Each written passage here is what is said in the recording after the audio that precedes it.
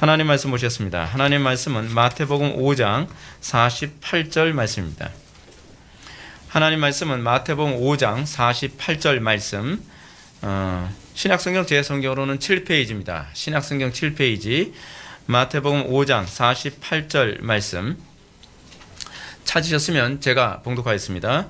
그러므로 하늘에 계신 너희 아버지의 온전하심과 같이 너희도 온전하라. 아멘. 이 시간은 용어 정리 13번째 강의가 되겠습니다. 온전, 퍼펙션이라고 하는 제목으로 하나님 말씀 증거하도록 하겠습니다. 온전. 성경은 하나님의 백성들에게 이 온전을 요구하는 성경 구절로 가득합니다. 이 온전이라는 단어를 영어로는 perfection이라고 이렇게 얘기했죠. 완전이라는 의미입니다. 하나님이라고 하는 존재 자체가 완전하신 분이십니다. 그분이 온전하십니다. 그래서 하나님의 형상의 특징이 무엇이냐면 온전함입니다. 그래서 하나님께서는 우리에게 언약 백성들에게 온전함을 요구합니다. 온전이라는 단어는 이 히브리어로 타밈 또는 헬라어로는 텔레이오스라고 표기합니다. 이는 구약과 신약에서 하나님의 그의 백성들의 도덕적 행동과 헌신 혹은 제물에 요구되어지는 항목입니다. 그래서 하나님께서 제사를 요구하실 때 하나님께서 그 제물에 어떤 것을 요구하시죠? 온전한 제물을 요구하신다라고 얘기합니다. 온전. 하나님께서 아브라함에게 할례의 언약을 맺기 전에 하나님께서는 아브라함에게 이런 것을 요구하셨습니다. 나는 전능한 하나님이라. 너는 내 앞에서 행하여 완전하라. 히브리어로 타밈이죠. 퍼펙트입니다. 나에게 온전하라. 내 앞에서 온전하라. 왜 하나님께서 자꾸 하나님의 백성에게 온전을 요구하죠? 그게 하나님의 형상이기 때문에 그렇습니다. 온전하지 않으면 뭐예요? 하나님의 형상이 아닌 거예요. 여러분, 죄와 죄가 아님의 특징이 뭐죠? 죄는 그 관역을 맞추지 못하는 것이 죄죠. 이 관역을 맞춘다는 것이 바로 온전함의 개념이 여기에 또한 들어가는 것입니다. 성경에서 더하거나 감하면 그것은 죄가 됩니다. 그건 온전과 관련된 표현입니다. 성경은 곳곳이 항상 온전과 관련되어진 수많은 용어들로 집합되어 있습니다. 그래서 어떠한 용어 하나가 왜곡되어지면 자동적으로 다른 용어들까지 다 변질되어지고 곡해될 수밖에 없습니다. 그래서 여러분, 그리스도인들이 정확도를 추구하는 삶을 살 수밖에 없는 이유가 바로 거기에 있습니다. 성경이 우리들에게 애시당초부터 언약 백성들에게 요구하는 것이 온전이기 때문에 하나님과의 관계 안에서 온전을 추구하는 하나님의 백성들은 그의 일상의 모든 삶에 있어서 항상 온전히 그의 삶의 목표로 살아갈 수밖에 없습니다. 그래서 예수 믿는 사람들에게 대충이라는 것은 존재하지 않습니다. 여러분, 이방 종교를 믿는 나라일수록 어떻습니까? 부실공사 같은 게 굉장히 많죠. 대충이 굉장히 많기 때문에 그렇습니다. 근데 여러분, 선진국들의 특징이 무엇입니까? 선진국, 그렇게 얘기하지 맙시다. 복음이 들어간 나라라고 얘기합시다. 복음이 들어가고 그 복음에 의해서 하나의 문화화되어진 나라, 그 나라들의 특징이 뭡니까? 선진화된 나라들이죠. 문명화된 나라들입니다. 근데 그 나라들의 특징이 무엇이냐면 그 사람들은요, 대충이라는 것이 없습니다. 어떻게 보면 지나칠 정도로 좀 깐깐하다라고 얘기할 수도 있습니다. 일본이라고 하는 나라가 선진국이 된 이유에 관해서 제가 언젠가도 여러분들한테 말씀드렸던 것처럼 일본은 그 재팬타임즈에서 그 사설에서 그런 얘기했다 그러지 않습니까? 기독교가 준 선물이다 라고 얘기합니다. 기독교가 일본의 도덕성이라는 것에 기여했고요. 그 일본 사람들이 성실함과 약속 잘 지키는 것, 그리고 그 정확하게 살아가는 것을 살아가게 만든 그 가치관은 기독교가 준 선물이다라고 일본의 재팬타임즈, 즉 정부 기관지거든요. 그 기관지에서 그런 얘기를 했습니다. 그렇기 때문에 그런 스피릿을 갖고 있는 일본 사람들은 약속을 철저하게 지킵니다. 근데 우리나라 사람들은 기독교가 뭐 20몇 프로다, 뭐 30%다, 뭐 이런 얘기를 하는데 약속 개떡같이 안 지키죠. 이거 기독교 스피릿이 없다는 얘기입니다. 기독교 인구는 많은데 기독교 정신이 없어요. 근데 일본은 기독교 인구는 0. 몇 프로밖에 안 된다 그러죠. 근데 기독교 인구는 아주 바닥인데 기독교 정신은 일본의 상당수의 자리에 영향을 미치고 있다는 겁니다. 그래서 일본 사람들은 어느 정도로 정확도를 추구한다고 얘기합니까? 그 사람들이 설계도대로 하지 않으면, 건물을 다 지어놨는데 설계도대로 정확하게 건물을 짓지 않았다 그러면 감리했을 때 곧바로 캔슬 되죠. 그럼 그 건물 때려 부셔야 됩니다. 지나친 것 같죠? 지나친 게 아닙니다. 그것을 만약에 허용해줬다가는 엄청난 참사가 벌어질 수 있기 때문에 그렇습니다. 성경이 그리스도인들에게 요구하는 것은 바로 그것입니다. 그래서 그리스도인이 되었다라고 했을 때 그들에게서 나타나는 영적인 본능이라는 것은 그들은 온전함을 추구하는데 관심을 갖게 된다는 사실입니다. 그래서 하나님은 그의 백성들에게 온전한 번제를 요구합니다. 그냥 번제가 아닙니다. 온전한 번제. 항상 수식어로 온전함이라는 것이 항상 따라옵니다. 온전한 번제. 그리고 행위의 온전함. 그 잠언에 나오는 얘기입니다. 행위의 온전함. 또는 예배도 어때요? 온전한 예배. 그리고 11조도 어떤 11조요? 온전한 11조. 항상 그 하나님께서 어떤 명령을 하실 때 그 명령에는 항상 온전한이라고 하는 이 부분이 이 수식어로 항상 들러붙습니다. 근데 문제가 뭐냐면 우리나라 안에 있는 흔한 문화가 있죠. 우리나라의 흔한 문화가 무엇입니까? 빨리빨리 대충대충. 이 빨리빨리와 대충대충은 같이 따라다니는 개념입니다. 그렇죠? 왜냐하면 빨리빨리 하려면 어쩔 수 없어요. 대충대충이 따라갈 수밖에 없어요. 물론 느리게 한다고 해서 온전하다는 얘기는 아닙니다.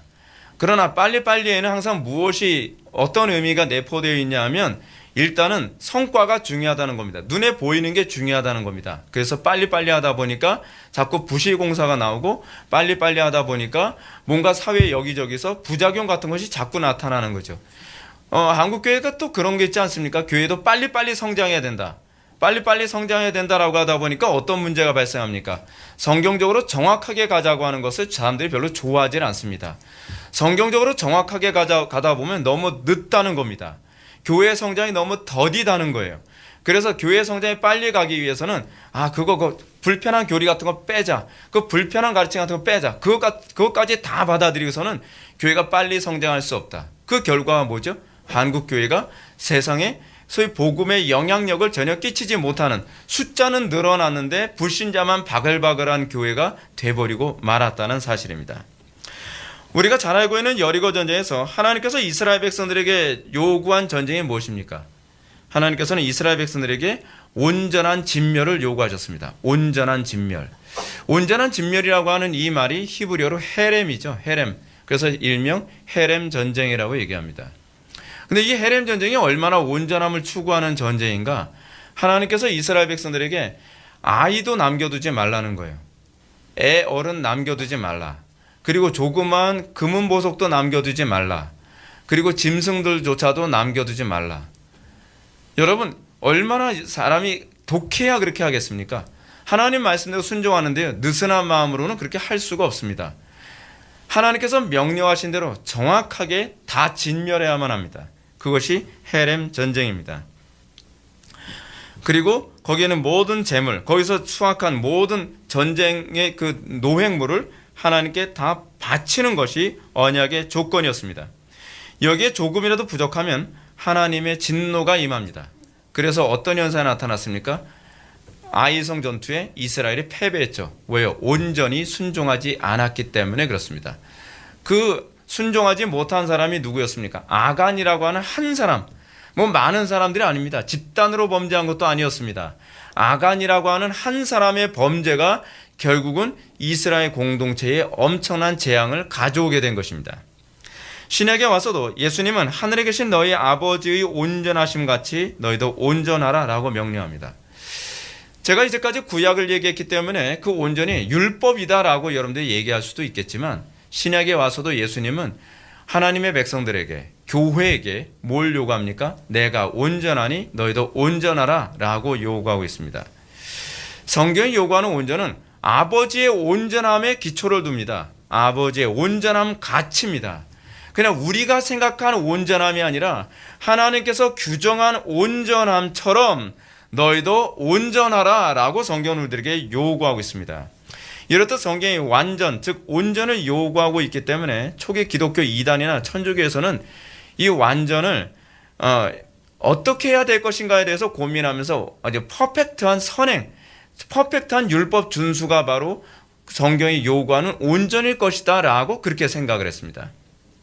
그러나 문제는 그래서 온전하라, 다시 얘기해서 be perfect라고 하는 이 명령은요, 전적으로 타락한 인간에게 결코 불가능하다는 사실입니다. 아니 어느 누가 어떤 그 분도 이제 그런 얘기 했지만 어느 누가 온전하게 살 수 있습니까?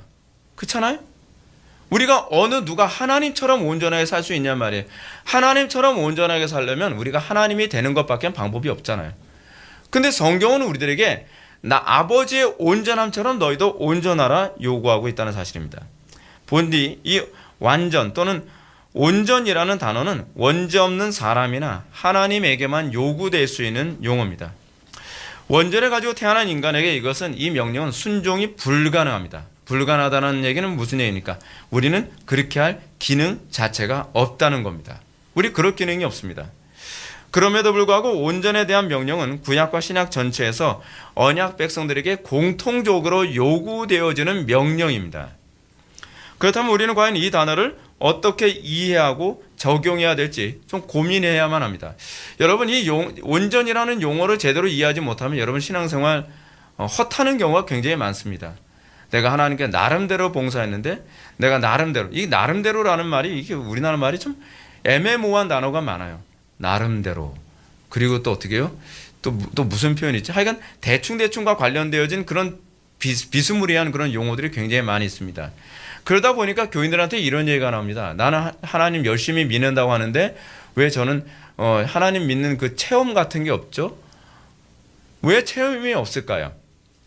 여러분 체험이 아무한테나 나타나면 여러분 그 신앙생활 누구든지 쉽게 하겠죠. 재밌게 할 수 있을 겁니다. 근데 체험이 그렇게 아무에게나 나타나질 않아요. 구약이나 신약이나 어디를 보더라도 그 체험이라고 하는 것은 아버지의 온전함 같이 우리가 순종하는 자에게만 나타나는 것이 체험입니다. 그렇다면 우리는 과연 이 단어를 어떻게 이해해야 될까요? 문자적으로 완전한 삶을 요구하는 것인지 아니면 완전을 상징적으로 이해해야 될 것인지 그렇지 않으면 완전을 신학적으로 이해해야 될 것인지를 우리는 좀 고민해 봐야만 합니다. 1차적으로 염두에 둬야 할 것은 개신교가 온전이라는 용어를 율법에 대한 인간의 타락과 무능을 드러내기 위한 단어로 먼저 이 부분을 이해하고 있다는 사실입니다. 여러분 온전이라고 하는 이 부분 여러분들 제일 불편한 게 사실 온전이거든요. 예배 드리러 왔으면 됐지 예배에 대해서 온전을 얘기하니까 피곤하잖아요. 그렇죠? 여러분들이 윤리도덕적으로 살면 됐지 윤리도덕을 온전한 걸 요구하고 완전한 걸 요구하니까 피곤한 것 아닙니까? 근데 율법이 궁극적으로 목표라는 바가 뭐냐 하면 그 온전을 강단에서 맨날 외치라는 거예요. 온전을 맨날 외치면 회중들에게 나타나는 반응이 뭐죠? 미치겠다는 거예요. 근데 설교하는 저도 미치겠어요. 네. 문제는 뭐냐면 이것을 통해서 소위 하나님께서 원하시는 반응은 내가 온전할 수 없다는 것을 인식하게 하는 데 있습니다. 우리는 본능적으로 우리는 어떻게 생각하냐면 나는 좀 괜찮은 존재라고 생각하는 경향이 있습니다. 이 정도면 나 천국 갈 수 있지 않나? 이 정도면 나 의롭지 않나? 이 정도면 그래도 나 신앙 괜찮지 않나? 이 정도면 나 그래도 어디 가서 나쁜 사람이라고는 얘기할 수 없지 않나? 저도 어렸을 때 그렇게 생각했어요. 맨날 부흥가서 와서 회개하라 그러면 난 회개할 게 없는데 난 지은 죄가 없는데 그럼 내가 뭘 회개하라는 거야? 저는 그렇게 생각을 했어요. 근데 은혜를 받고 나서 보니까 뭐예요? 지은 죄가 너무 많은데 그거를 내가 알지 못할 뿐이더라고요. 그러니까 그 온전에 초점을 맞추기 시작을 하면 우리는 어떤 현상이 나타납니까? 좌절하죠. 그게 율법의 첫 번째 기능 아닙니까? 율법의 첫 번째 기능이 뭐냐면 소위 온전을 얘기함으로 말미암아 우리가 내 힘으로 결코 구원받을 수 없음, 인간의 전적 무능, 이걸 드러내는 겁니다. 인간의 전적 무능, 인간의 전적 타락을 이것을 통해서 우리에게 자각하게 만드는 겁니다. 그래서 온전을 끊임없이 강조하고 이 율법의 온전함을 강조함으로 말미암아 사람들에게 어떤 반응이 나타납니까? 우리로 하여금 그리스도를 붙잡을 수밖에 없는, 그리스도를 바라볼 수밖에 없는 이 몽학 선생의 역할을 하는 것이 바로 이 온전을 끊임없이 요구하는 것입니다. 다시 말해서 율법은 우리가 하나님 앞에서 온전할 수 없으므로 오로지 그리스도 안에 있는 하나님의 의의를 덧입지 않으면 안 될 당위성을 우리가 발견하게 만드는 겁니다. 고로 우리 기독교는 예수님께서 공생의 기간 동안 마지막 아담으로 오셔서 율법을 온전히 완성하셨으므로 우리는 더 이상 내 의로 구원을 받으려 할 것이 아니라 우리가 예수 그리스도의 의를 덧입어 예수 그리스도를 통해 구원을 받을 수 없다는 것을 인정하게 만드는 겁니다. 여러분, 오늘날 이게 종교 통합 운동이 자꾸 일어나는 이유가 뭡니까? 다른 종교에도 구원이 있다? 그 이유가 뭡니까? 그게 우리의 힘으로 구원을 얻을 수 있다고 하는 거거든요. 이방 종교의 공통점이 뭐냐면 이방 종교는 자기 힘으로 구원 얻을 수 있다고 하는 겁니다. 자력 구원. 그래서 이방 종교의 공통점은 거의 행위 구원이 다 연결되어 있죠. 행위 구원이요. 근데 오로지 기독교만이 뭘 얘기합니까? 은혜 구원을 얘기해요. 은혜 구원이 얘기하는 바는 무엇이냐면 우리 힘으로 구원받을 수 없다는 얘기입니다. 오로지 그리스도의 온전한 의의를 덧입지 않고서는 구원받을 다른 길이 없다는 얘기예요. 오늘날 기독교가 자꾸 종교 통합으로 가고 있는 이유가 무엇이냐면 온전을 잘못 이해해서 그렇습니다. 아버지의 온전함이 아니고서는 어느 누구도 천국에 들어갈 수 없습니다. 아버지의 온전함을 덧입지 않고서는 결코 구원받을 수 있는 사람이 없다는 사실입니다. 여러분들 삶 속의 삶의 구원도 동일합니다. 여러분들 삶의 수많은 구원을 여러분들 바라보고 있죠. 근데 그 삶의 그 구원을 바라보는데 왜 여러분들에게 구원이 일어나지 않습니까? 그 이유는 항상 똑같아요. 여러분들이 아버지의 온전함처럼 그 온전함에 참여하지 않을 때 여러분들이 그 구원이 나타나지 않는 거예요. 왜 아무리 애써도 안 되는 거죠? 왜 아무리 애써도 안 되죠? 애써서 되는 일이 아니에요. 우리 구원이 애써서 되는 일이 아닌데 우리는 애썼는데 안 되는 얘기를 자꾸 해요. 하나님께서 우리에게 요구하시는 바가 뭐예요? 믿음으로 그리스도를 붙잡으라는 거거든요. 믿음으로 그리스도의 은혜를 붙잡을 때라야만 삶 속에서 날마다 구원이 반복적으로 나타나는 거 아닙니까? 여러분, 사드락 메삭 아벳노고가 구원을 어디서 받았습니까? 풀무불 앞에서 받았습니까? 풀무불 안에서 받았습니까? 풀무불 안에서 받았죠. 그 온전한 순종 가운데 구원을 받는 거예요. 다니엘이 어디서 구원을 받았습니까? 사자굴에서 구원받았습니까? 사자굴 밖에서 구원받았습니까? 사자굴 안에서 구원을 받았죠. 온전히 순종할 때. 아브라함이 언제 그 옳다 인정함을 받았습니까? 자기 아들 이삭을 죽이기까지 순종할 때 거기서 하나님께서 그의 구원과 은혜를 경험하는 거죠. 근데 그것을 믿음이라고 얘기해요. 온전에 참여하게 되는 것이 바로 믿음이에요. 그러니까 그게 나의 의에서 나온 의로움이 아니라 그리스도의 의로움이 나로부터 나오는 거죠. 이 결론 얘기가 먼저 나와가지고 설교하는데 지장이 있게 생겨버렸네. 하여간 문제는 이 교리를 바르게 이해하지 못한 사람들은 이 가르침을 율법주의로 이해하죠. 자꾸 온전히. 그래서 여러분, 제가 온전한 순종에 관해서 얘기하고 더 정확하게 하나님을 더 따르라고 얘기하면 사람들이 어떻게 이해합니까? 아, 김 목사님 좀 율법주의적이야. 율법주의. 그 얘기 나오면 제가 또 질문을 던지고 싶죠. 율법주의가 뭔데? 알지도 못하면서 율법주의라고 얘기해요. 복음이 추구하는 바가 뭔데? 알지도 못하면서 그래요. 여러분, 이 온전을 추구하는 것이 율법주의가 아닙니다. 율법주의자들은 온전을 추구하지 않습니다. 여러분, 그들은 믿음으로 예수 그리스도의 의를 덧입어 구원을 받는 성도들이 율법이 요구하는 온전으로부터 자유롭게 해방되었기 때문에 율법의 요구를 무시하면서 사는 것이 자유라고 생각하기도 합니다. 이들은 신자가 율법적 온전을 추구하는 태도를 율법주의요, 그리스도의 공로를 무시하는 불신앙이라고 주장합니다. 따라서 온전을 열망하는 태도는 그리스도께서 주신 자유를 거부하는 그 행동이라고 공격을 합니다. 이 견해를 가진 사람들의 주장은 그들의 의도와 무관하게 결국 무율법주의에 둥지를 틀고 말죠. 오늘날에도 이런 견해를 따르는 사람들이 많죠. 그 대표적인 이단이 뭡니까? 구원파입니다. 그러나 구원파만 이런 태도를 견지하는 것이 아닙니다. 믿음으로 말미암아 의롭게 됨이라고 하는 교리를 잘못 이해한 상당수의 장로교회조차도 무율법주의적인 성향이 많습니다. 그래서 온전이라는 얘기를 안 해요. 온전한 얘기를. 이런 견해를 따라가는 사람들 가운데 상당수의 사람들은 구원파 교인들처럼 결국 율법적 방종으로 빠져들거나 혹은 거룩한 삶에 대한 열망 자체가 이제 상실되어집니다. 이와 반대로 온전에 대한 가르침을 잘못 이해한 또 다른 부류의 사람들이 있는데 그들은 지나친 율법주의나 그렇지 않으면 수도원주의로 이제 나타나기도 합니다. 율법주의에 빠진 사람들의 공통점은 모든 율법을 다 지키지 못함에도 불구하고 특정한 율법에 대한 엄격한 순종을 자꾸 얘기합니다. 여러분, 율법주의적인 교회들의 특징이 무엇인지 아십니까? 율법주의적인 교회들은요, 모든 율법을 다 지킬 수가 없거든요. 그러니까 여러분, 율법주의 추구하는 교회 어떻습니까? 그 대표적인 율법주의적 교회들이 어떤 교회죠? 안식교, 여호와의 증인, 뭐 하나님의 교회, 뭐 이런 기타 등등, 그렇죠? 이런 교회들 만나면 여러분 항상 이런 얘기하죠. 그럼 너희들 제사해? 너희들 뭐 성경에서 얘기하는 모든 절기 다 지켜? 뭐 이런 얘기를 하게 되면 할 얘기가 없단 말이에요. 예. 성전 제사 지켜야 되거든요. 근데 그 사람들 그렇게 안 해요. 그래서 그 사람들은 한 가지만 가지고서 물고 늘어져요. 딴 얘기하면 대꾸도 안 하다가 한 가지만 가지고 물고 늘어집니다. 뭐요? 너네들은 왜 안식일 안 지켜? 우리는 안식일 지키는데. 그것이 그들의 공로예요. 자기 의인 거예요. 율법주의자들의 문제가 그거예요. 율법주의자들은 우리는 안식일을 철저히 지킨다. 그래서 여러분, 그 사람들은 어느 정도로 철저히 지키는지 아세요? 그것이 그들의 구원의 조건이기 때문에 그들은 안식일을 지키는데, 여러분, 감옥에 가도 안식일을 지킵니다. 여호와의 증인이 그렇죠.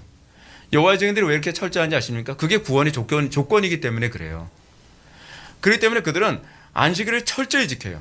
율법을 엄격하게 지켜요. 그래서 안식교인들을 보게 되면 도덕적으로나 윤리적으로 보면 굉장히 그 사람들 보수적입니다. 그렇기 때문에 그들이 신앙인 건 아니에요. 우리는 자꾸 여기서 우리는 착각을 합니다. 이 사람들은 그것이 자기의 공로고 이것이 자기의 구원의 조건이라고 생각하기 때문에 그 사람들이 그것을 더 엄격하게 수행하려고 애쓰는 거죠. 이들은 분명히 율법을 온전히 다 지키지 못합니다. 그럼에도 불구하고 안식일 준수나 특정한 절기를 지킴으로 그들은 이를 엄격하게 지키는 것을 구원이라고 자꾸 생각을 합니다. 그래서 여기에 뭐가 있어요? 이 사람들의 공통점이 있죠. 종교적 우월감이 강해요. 종교적 우월감이 강하다는 건 그 자체부터가 율법주의라는 걸 의미합니다. 바리새적인 신앙도 다르질 않습니다. 사실 이게 바리새적인 신앙인데요. 소위 우리 개혁파 교회들도 좀 조심해야 되는 게 뭐냐면, 자기가 교리적인 체계를 더 많이 알고 있기 때문에 더 우월감을 가져서는 안 돼요. 이것이 일종의 자기 의거든요. 그것이 구원의 조건이라고 생각하는 거예요. 그래서 개혁파 교회를 잘못 다니는 사람들은 교리만 열심히 공부하지 그 말씀대로 사는 데는 관심이 없어요. 왜냐하면 내가 교리를 많이 알고 내가 잘못된 교회를 많이 비판하면 나는 신앙이 있고 저 사람은 신앙이 없는 거라고 이렇게 이분법적으로 규정을 하는 거죠. 그거 잘못된 겁니다. 그러나 이런 태도는 바울의 가르침의 정면으로 위배되죠. 바울이 뭐라고 얘기합니까? 무릇 율법 행위에 속한 자들은 저주 아래에 있나니 기록된 바 누구든지 율법 책에 기록된 대로 온갖 일을 항상, 자 보십시오. 율법의 저주에 속한 사람의 특징이 뭐예요? 율법 책에 기록된 대로, 모세오경을 얘기하는 거죠. 모든 일이에요. 그리고 항상이에요. 행하지 않은 자는 저주 아래에 있는 자예요. 이거 심각한 거죠. 심각한 겁니다. 뿐만 아니라 바울은 더 강하게 내가 하나님의 은혜를 패하지 아니하노니 만일 의롭게 되는 것이 율법으로 말미암았으면 그리스도께서 헛되이 죽으셨느니라. 이 사람들이야말로, 이 율법주의자들이야말로 그리스도의 피를 헛되게 만드는 전형적인 행동을 취하고 있는 것입니다. 안식일과 절기를 비롯하여 율법의 모든 요구는 그리스도를 나타내는 그림자에 불과합니다. 예수님은 제자들에게 모세의 율법과 선지자의 글과 시편에 가리켜 기록된 모든 것이라고 분명히 얘기합니다. 그렇다면 실체가 이미 오신 상태에서 그림자를 붙들고 있는 것은 바울의 표현처럼 그리스도의 죽음을 헛되이 만드는 것입니다. 우리는 그림자를 붙들 것이 아니라 실체를 붙들어야만 합니다.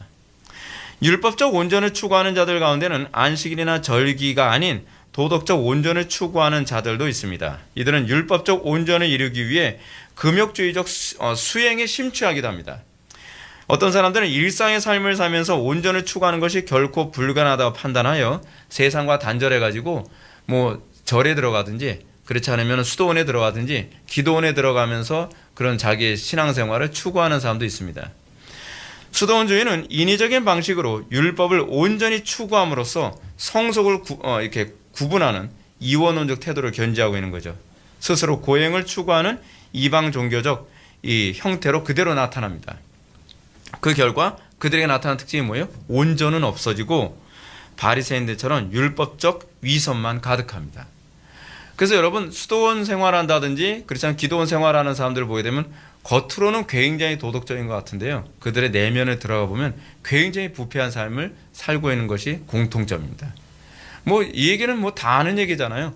뭐 수도원과 수녀원 사이에 그런 거 있다는 거. 네, 뭐 얘기 안 할게요. 500년 전에도 이 문제로 말미암아 심각한 고민을 했던 사람이 있었죠. 그가 바로 마틴 루터입니다. 루터는 온전하지 못한 죄인이 하나님의 심판을 벗어날 수 없다는 것에 대한 성령의 강력한 자각, 조명을 받기 시작을 했습니다. 그는 이 문제 때문에 자기가 온전하지 못한다는 것 때문에 몹시 괴로워했습니다. 여러분, 이게 바로 몽학 선생입니다. 이럴 경우에 천천히 그리스도께로 방향을 선회하고 그리스도를 붙잡게 되는 겁니다. 자기의 의에, 자기의 도덕성에, 자기의 종교성에 만족하는 사람은 그리스도를 붙잡는 게 뭔지 아직 잘 모르는 사람입니다. 지금 루터는 그런 케이스입니다. 그렇다고 해서 루터가 부도덕했다고 얘기하는 게 아닙니다. 루터는 정말 정확하게 종교 생활하고 정확하게 도덕적인 삶을 살려고 애를 썼습니다. 그가 아무리 정확하게 도덕적으로 그리고 종교적으로 정확하게 살려고 해도 자기가 온전할 수 없다는 것 때문에 그가 비로소 선택할 수밖에 없었던 것이 뭐냐면 수도원을 선택했습니다. 그리고 수도원 안에서 끊임없는 선행, 자선, 그리고 고행과 고해성사, 그리고 기도에 힘썼습니다. 그러나 결국 자신에게 돌아오는 결론은 무엇이었습니까? 내 의는 하나님 앞에서 누더기만도 못한 의라는 것만 더 선명해질 뿐이었습니다. 그 어설프게 도덕적으로 살아가는 사람이 그래도 괜찮다고 하죠. 진짜 하나님 앞에 부끄러움 없이 살려고 하는 그 몸부림 때문에 애쓰는 사람은요, 내 의가 정말 누더기 같고 아무리 도덕적으로 살려고 해도 너무너무 부족하다는 것을 자각합니다. 여러분 그거 있지 않습니까? 공부도 어설프게 하는 사람이 이 정도면 됐지 않나요? 그러지. 공부를 제대로 하기 시작하는 사람은요, 항상 부족하다고 생각해요. 항상 부족하다고 생각해요. 그래서 제가 여러분한테 요구하는 게 그거예요. 열심을 다하는 사람이 뭔가 좀 깨닫지, 열심을 다하지 않은 사람은 뭐 어때서 이 정도면 괜찮지 않나? 이걸 입에 달고 살아요. 여러분 제가 설교를 준비하면서 매번 느끼는 게 뭔지 아십니까? 제가 로이드 존스 목사님의 말씀에 굉장히 공감 많이 합니다. 여러분 로이드 존스 목사님은요 20세기 최고의 설교자라고 본인은 인정은 안 하는데 타인이 다 공인을 합니다. 근데 로이드 존스 목사님은 뭐라는지 아십니까? 자기 설교는 항상 부족하다는 거예요. 그래서 자기는 설교다운 설교를 태어나서 딱 한 번 한 적이 있었는데 꿈속에서 한 적이 있다는 거예요. 자기는 항상 자기 설교가 부족하다고 느끼는 거예요. 근데 이게 어설프게 할수록 자기가 온전하다고 생각을 해요. 신앙생활도 그렇습니다. 신앙생활도 여러분 바르게 하려고 애쓰면 애쓸수록 자랑할 것이 없어요. 항상 부끄러운 거예요. 항상 그리스도 앞에서 너무 부끄러운 거예요. 이것이 여러분 온전을 추구하는 사람들의 모습이거든요. 루터에게서 그게 나타났습니다. 그는 자기 힘으로 온전함에 도달하려 하면 할수록 자기 의의가 심판하시는 하나님 앞에 누더기 같다는 것만 점점 더 선명하게 발견하게 됩니다. 그래서 날이 가서 어떻게 돼요? 심령이 더 가난해지죠. 더 의에 줄이고 목마르죠. 복받은 사람이죠. 이 사람이 복받은 사람입니다. 여러분 이런 반응은요 정말 솔직하고 정직하고 성실한 사람에게만 기대할 수 있습니다. 놀라운 사실은 이런 절망 가운데서도 루터는 온전함을 추구하는 것에 관해서 포기하지 않았다는 겁니다. 아니, 포기할 수 없었겠죠.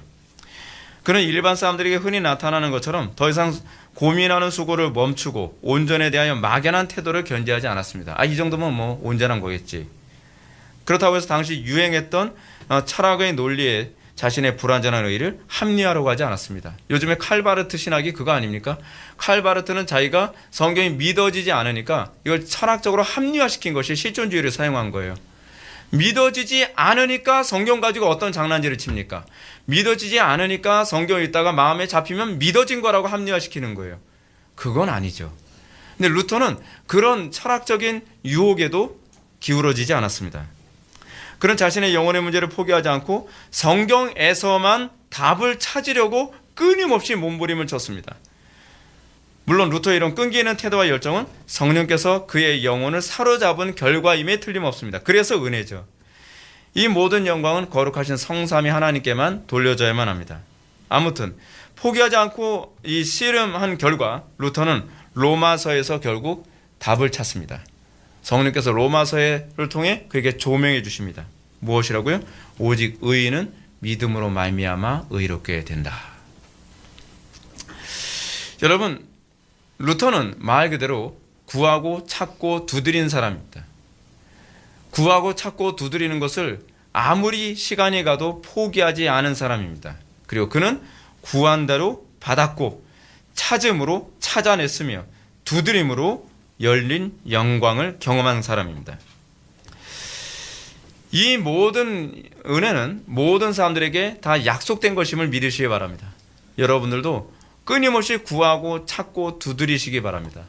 자기의 신앙생활에 만족하지 마시기 바랍니다. 온전에 대해서 눈이 열린 사람은 만족할 수 없습니다. 줄이고 목마름으로 나타날 수밖에 없습니다.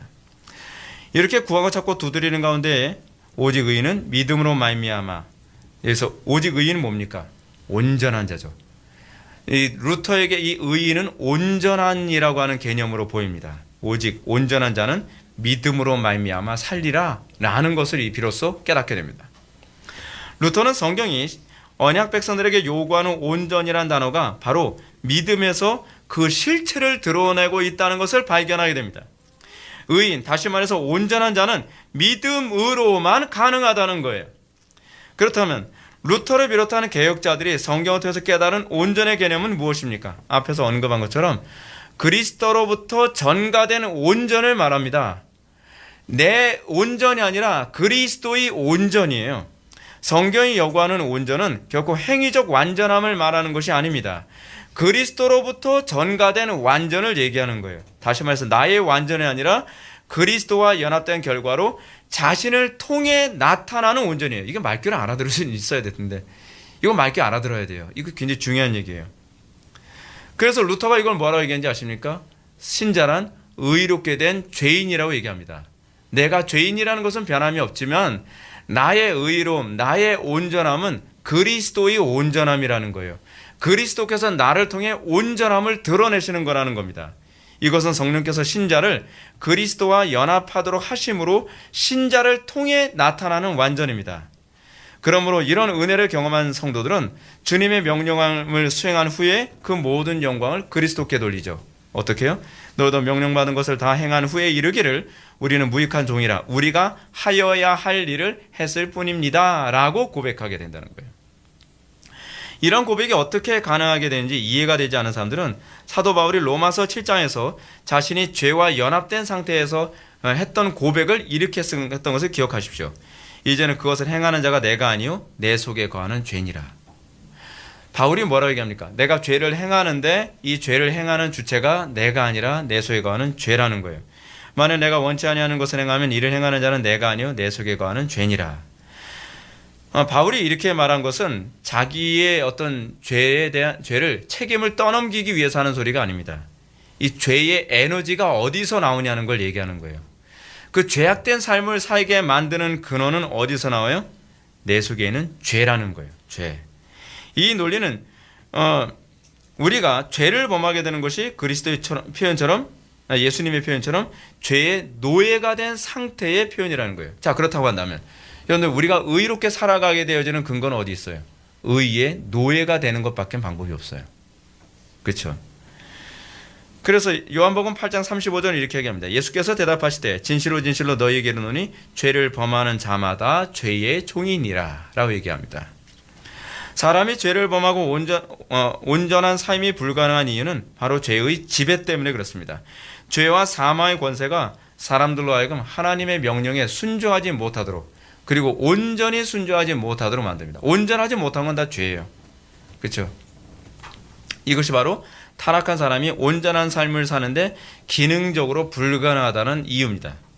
그런데 성령께서 믿음을 통해 신자를 그리스도의 온전함에 연합하게 합니다. 그것은 바로 사랑입니다. 성령께서는 신자에게 믿음을 주시고 믿음은 우리에게 율법과 선지자의 대강령을 추구하게 만들죠. 율법과 선지자의 대강령이 무엇입니까? 사랑이죠. 하나님 사랑, 이웃 사랑. 마음을 다하고 뜻을 다하고 힘을 다하고 지혜를 다해서 하나님을 사랑하는 것. 이 사랑이 율법의 완전을 이루는 원동력입니다.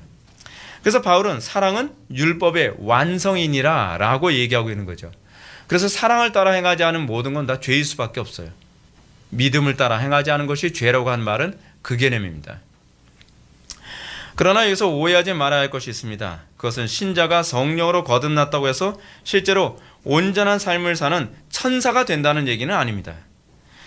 이것은 율법으로부터의 자유와 관련을 맺습니다. 다시 말해서 신자는 하나님께서 요구하시는 율법의 온전 문제를 더 이상 의무적으로 추구하는 존재가 아니라는 거예요.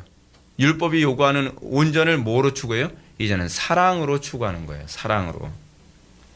그래서 사랑으로 추구하면 어떻게 해요? 자발적이죠. 사랑으로 추구해야 되면 어떻게 해요? 적극적이죠. 사랑으로 추구해야 되면 어떻게 해요? 능동적이죠. 누가 시켜서 하는 건 여러분 사실은 율법주의적인 것밖에 되질 않아요. 제가 이렇게 가까이다 보면 시켜야만 움직이는 그런 경향성이 있는 것을 가까이다 보는데 그건 사랑에서 나오는 게 아니에요. 안 하고 싶은데 억지로 시키니까 하는 거거든요. 근데 사랑은 능동적으로 하게 만들어요. 적극적으로 하게 만들어요. 자발적으로 하게 만든다는 거죠. 이로 인해서 신자의 삶 속에 부분적인 온전이 나타나게 됩니다. 삶 전체가 온전하진 않지만 부분적인 온전한 행실이 동반되어진다는 거예요. 조직신에서 흔히 얘기하는 것처럼 완전 성화는 이 땅에서 이루어지지 않지만 부분적으로 온전한 열매가 나타난다는 겁니다. 사실 이 열매는 신자의 열매가 아니라 신자를 통해 그리스도께서 맺는 열매예요. 이걸 여러분들이 잊어서는 안 돼요. 이걸 자꾸 잊으니까 내가 뭐 했다 자꾸 이거 간증하러 나온 사람들이 항상 얘기가 뭐예요? 내가 이렇게 했더니 내가 했더니 자꾸 주어가. 이거 왜 그래요? 나의 삶 속의 열매가 그리스도께서 하시는 일이라는 걸 인지를 못해서 그래요. 이러한 성경의 가르침을 이제 명확하게 이야기해서 여러분들이 잘 아는 마태복음 19장에 나오는 이 부자 청년 사건을 여러분들 잘 기억하셔야 됩니다. 부자 청년이야말로 이 온전함이라고 하는 부분을 보여주죠. 이 청년은 예수님이 자신에게 어렸을 때부터 율법의 모든 정을 다 지켰다라고 자부하며 내가 무슨 선한 일을 하여야 영생을 얻으리까? 라고 질문합니다. 물론 지금 이 온전함에 관해서 이 청년이 온전하지 못했다는 걸 먼저 제가 여러분한테 입증하고자 합니다. 이 청년에게 주님은 내가 온전하고자 할진대 예수님께서 의도적으로 뭘 얘기해요? 영생에 들어가려면 어떻게 해야 됩니까? 그러니까 예수님이 어떤 단어 사용해요? 온전이라면 퍼펙트라고 하는 단어 사용합니다. 네가 온전하고자 할진대 가서 내 소유를 팔아 가난한 자들에게 주라. 그리하면 하늘에서 보화가 내게 있으리라. 그리고 와서 나를 따르라. 영생에 들어가려면 어떻게 돼요? 온전해야 되죠. 이렇게 얘기하면 또 이게 하고 싶은 얘기가 있는 사람이 있어요. 목사님, 그건요 율법적 온전을 얘기하는 부분이에요. 옳아요. 맞아요. 그럼 좀 더 한번 볼까요? 그래서 예수님께서 온전과 관련해서 율법을 언급했다는 점을 먼저 기억해야만 합니다. 왜냐하면 율법의 온전을 가르치는 주님은 은연중에 자신이 율법의 완성을 암시하고 있기 때문에 그래요. 나는 율법의 완성이거든요. 제가 아니라 예수님이요. 예. 그래서 이 말씀에서 우리가 주의를 집중해야 될 점이 있는데 청년은 영생을 얻기 위해 어떤 행위를 해야 하냐고 질문하고 있습니다. 영생을 얻기 위해. 근데 예수님은 이걸 온전과 결부시키고 있다는 것을 우리가 관심 가져야 돼요. 이 문제와 관련해서 예수님은 제자들에게 부자 청년에게 요구한 온전이 불가능하다는 것을 먼저 말씀하십니다. 그래서 뭐라고 말씀하세요? 낙타가 바늘귀로 들어가는 것 같이 불가능한 것을 그 청년은 나한테 요구하고 있었다라고 얘기하고 있죠. 흥미로운 점은 이렇게 불가능 온전의 문제에 대해서 예수님은 제자들에게 무율법주의를 가르치지 않았다는 것입니다. 불가능하니까 그냥 믿음으로 살아. 그냥 사는 거야. 그러지 않았다는 거예요. 뭐라고 말씀하셨죠? 예수님은요. 단지 온전한 삶이 사람으로는 할 수 없을 뿐 하나님은 가능하다라고 가르치고 있다는 사실이에요. 이것이 우리가 온전과 관련해서 잊지 말아야 될 중요한 부분입니다. 이 말씀은 성경에 가르치는 온전이 사람의 의지에 대한 호소가 아니라 하나님의 은혜에 대한 호소라는 것을 우리들에게 설명해 주고 있습니다. 다시 말해서 자연인들에게 온전한 삶은 불가능하지만 영생을 소유한 하나님의 백성들에게는 온전한 삶이 열매로 나타나게 될 거라는 거예요. 칼빈도 다음 같은 말로 동의합니다. 만약 그 사람, 즉 부자 청년이 자기가 생각한 만큼 율법을 잘 지켜온 사람이었더라면 이 말씀을 듣고 근심하며 돌아가지 않았을 것이다. 온 마음으로 진정 하나님을 사랑하는 사람이라면 하나님을 향한 사랑을 대적하는 것은 무엇이든지 다 쓰레기로 여길 것이며 또한 그것을 마치 끔찍한 재난처럼 여기서 거기서 도망하기 마련일 것이기 때문이다. 칼빈의 이 주장이 정당하다고 한다면 믿음으로 의롭게 된다고 하는 루터의 인식이 어떻게 온전함과 관련을 맺고 있는지 질문을 던질 법합니다. 성경의 논리는 명쾌합니다. 먼저 우리는 분명히 온전할 수 없습니다. 사실입니다. 첫 번째 명제죠. 이것은 사람으로는 할 수 없는 일입니다. 고로 우리는 오로지 하나님만 하실 수 있다는 것을 기억해야만 합니다. 그러면 하나님께서 어떻게 하신다는 겁니까? 하나님은 성령님을 통해서 우리에게 믿음을 주시고 그 믿음으로 우리를 그리스도와 연합시켜 이 모든 것이 가능하게 합니다. 그래서 부자 청년 다음에 나오는 얘기가 뭐예요? 삭개오 얘기가 이제 나오는 거죠. 그렇죠? 삭개오는 어떤 사람이에요? 삭개오는 결코 율법을 지키지 않은 사람이에요. 삭개오는 뭐였죠? 그 사람의 직업이요? 세리였죠. 세리. 근데 그가 영생을 소유하자마자 어떤 현상이 나타납니까? 소위 율법이 요구하는 것보다 더 퍼펙트하게 지키는 것을 얘기합니다. 내 재산을 팔아 반은 이웃과 나누고 남에게 토색한 것에 있으면 4배를 갚겠나이다. 여러분, 이 부자 청년에게는 지금 온전한 율법적 순종이 나타나고 있습니다. 어떻게 가능하죠? 사람은 할 수 없죠.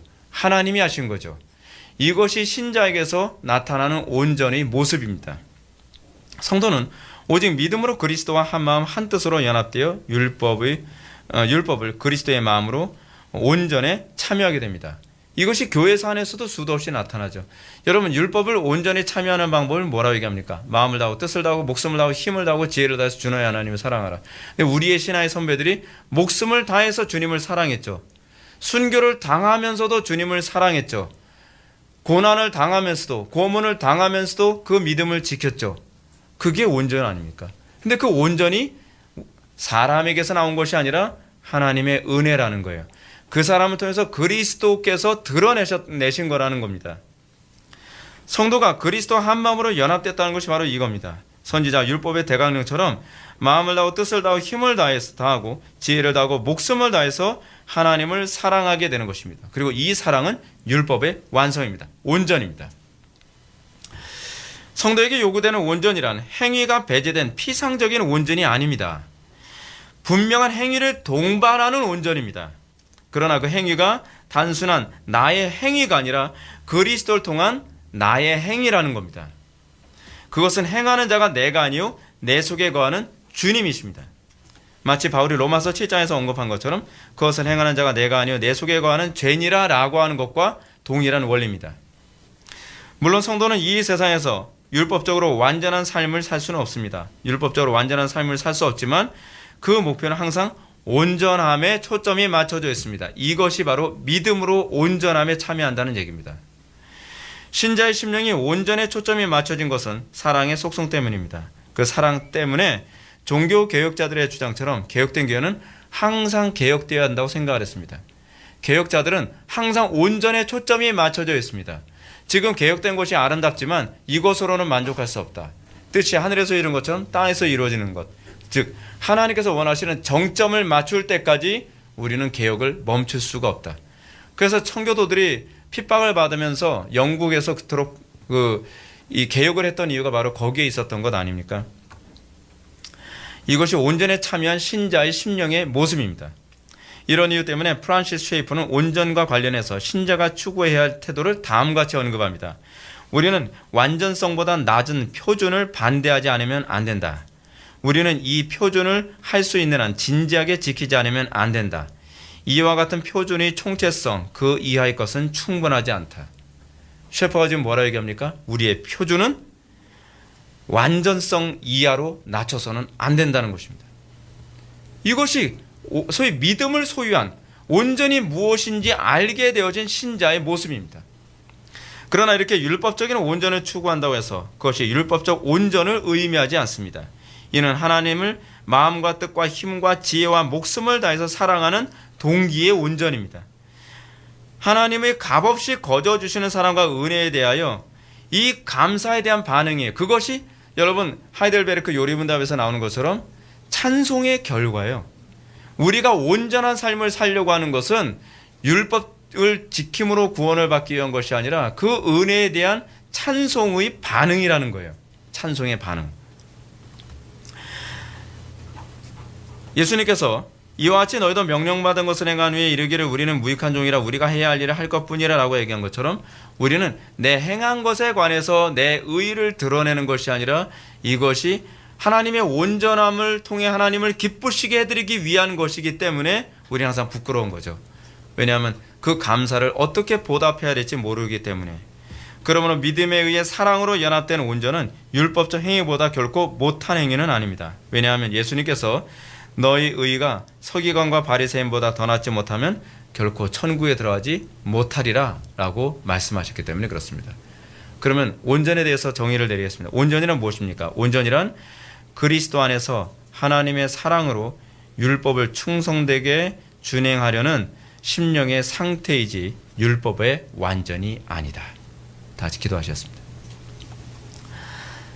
사랑이 많으신 하나님, 우리의 심령 속에 온전한 것을 바라보며 우리가 온전에 도달하기 위한 그 사랑의 열망이 우리 속에 있어지기를 원합니다. 하나님의 은혜를 알고 그 은혜에 대하여 우리가 찬송의 고백으로 날마다 온전을 추구하는 그 태도가 우리 속에 충만하기를 원합니다. 우리 심령 속에 그 은혜를 부어주시고 이전보다 더 주님을 사랑하고 이전보다 더 하나님을 영화롭게 하기 위하여 힘쓰게 하여 주옵소서. 예수님의 거룩하신 이름으로 기도 올립나이다. 아멘.